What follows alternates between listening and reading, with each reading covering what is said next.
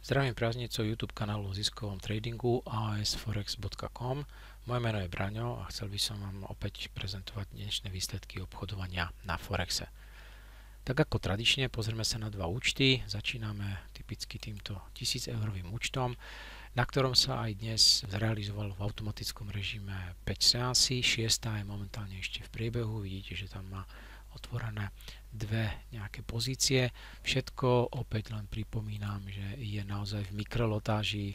Keď si pozrieme tú históriu, tak máte možnosť vidieť, že naozaj sa obchoduje s mikrolotmi. Je to 1000 eurový účet, takže treba sa držať, čo sa týka tých veľkostí pozícií pri zemi.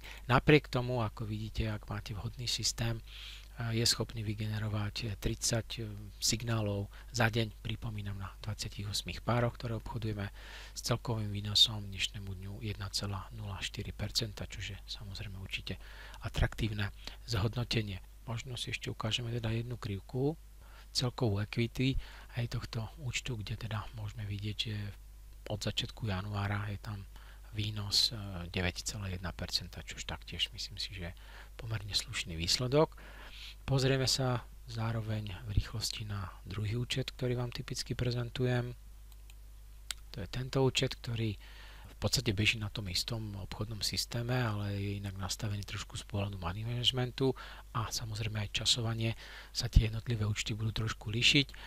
Takže je to tu potvrdené tým, že tu máme 8 seansí za ten dnešný deň, celkovo teda 39 objednávok, bolo ich trošičku viac ako v tom predchádzajúcom, ale zasa ten výnos je v podstate veľmi podobný, tam to bolo 1,04%, to je to 0,95% a v podstate teraz vidíte, že zrovna je to opäť v zisku.